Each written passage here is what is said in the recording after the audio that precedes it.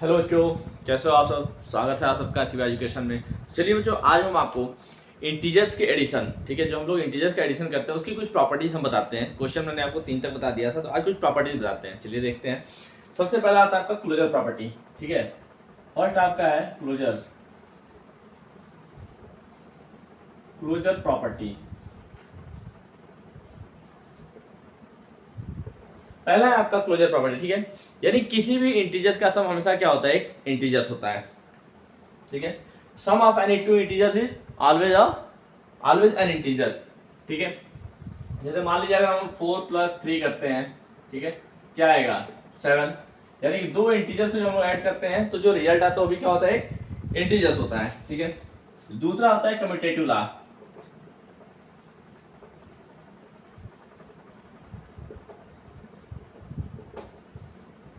Second है commutative law, ठीक है, ऑफ एडिशन। सेकंड है कम्यूटेटिव लॉ ऑफ एडिशन,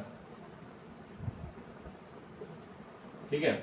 आपका सेकंड क्या है, कम्यूटेटिव लॉ ऑफ एडिशन, ठीक है। यानी इसमें क्या होता है, a + b = b + a। यानी हम लोग क्या कर सकते हैं, किसी भी इंटीजर्स को, ठीक है, अगर दो इंटीजर्स हैं जैसे 5 + 4 क्या होगा 9, इसको हम लोग किसी भी ऑर्डर में ऐड करेंगे, रिजल्ट क्या होगा, सेम आएगा, ठीक है।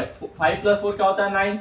अगर हम लोग 4 को पहले रखते हैं, 4 + 5 करेंगे तभी क्या आएगा 9। यानी जो कम्यूटेटिव लॉ ऑफ एडिशन वो क्या कहता है कि दो इंटीजर्स को किसी भी क्रम में, या दो से अधिक इंटीजर हैं, दो इंटीजर हैं या दो से अधिक इंटीजर हैं, उनको किसी भी ऑर्डर में हम ऐड करते हैं, रिजल्ट क्या होता है, सेम होता है, ठीक है।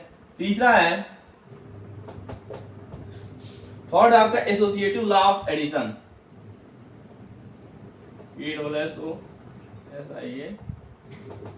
Associative law of addition.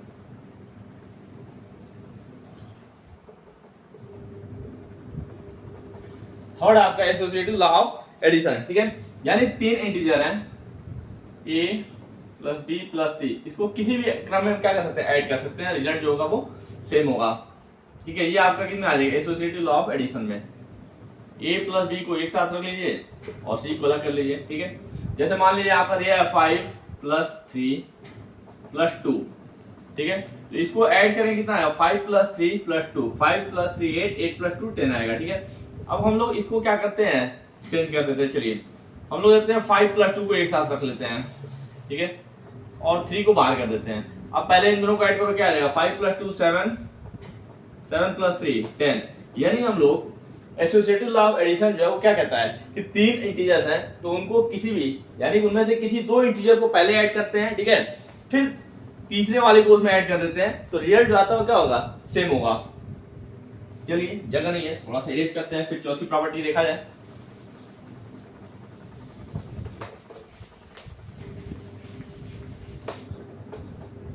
Fourth property आपका existence of additive identity. Fourth property है आपका एग्जिस्टेंस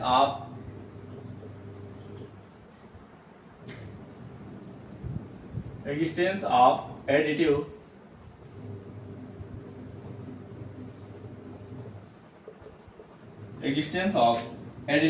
आइडेंटिटी।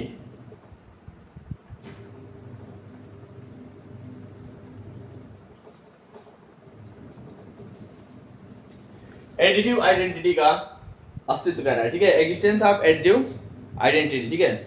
यानी क्या है, एडिटिव आइडेंटिटी क्या होती है, किसी भी इंटीजर में, ठीक है, जब हम लोग 0 को ऐड करते हैं तो हमारा रिजल्ट क्या होता है, जो इंटीजर होता है वही हमारा आंसर होता है। जैसे a में 0 को ऐड करें क्या आएगा a। फॉर एग्जांपल के लिए 5 + 0 क्या हो जाएगा 5। इसे क्या बोलेंगे, existence of additive identity. Next है एग्जिस्टेंस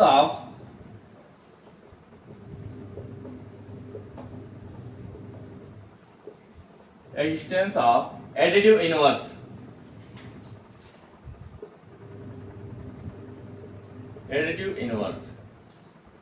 ठीक है, एग्जिस्टेंस ऑफ एडिटिव इनवर्स, ठीक है। एडिटिव इनवर्स क्या होता है, किसी भी इंटीजर के लिए, ठीक है, एग्जिस्टेंस ऑफ एडिटिव इनवर्स, अगर कोई भी इंटीजर है उसके लिए, ठीक है, उसका एडिटिव इनवर्स क्या हो, जैसे मान लीजिए a है, a - a, ठीक है, क्या हो जाएगा 0। यानी एडिटिव इनवर्स क्या होता है, 0 आना चाहिए, ठीक है। जैसे मान लीजिए यहाँ 5 दिया है, ठीक है, तो अब 5 का एडिटिव इनवर्स क्या होगा, -5, ठीक है। अगर ये पॉजिटिव है तो उसका एडिटिव इनवर्स क्या होगा, ठीक उसका उल्टा -5, यानी 5 - 5 0। जो एडिटिव इनवर्स होता है किसी भी संख्या का, अगर एडिटिव इनवर्स पूछता है तो एडिटिव इनवर्स वो संख्या होती है जिसको हम लोग उस नंबर में, उस दिए गए संख्या में जब ऐड करते हैं तो हमारा रिजल्ट क्या आना चाहिए, 0। तो ये था आपका एडिटिव इनवर्स। तो बच्चों मिलते हैं आपसे क्वेश्चन नंबर 4 के साथ। थर्ड तक मैंने आपको बता दिया था, तो क्वेश्चन नंबर 4 आपको कल एक और वीडियो में मैं आपको बताऊंगा। तब तक के लिए जय हिंद।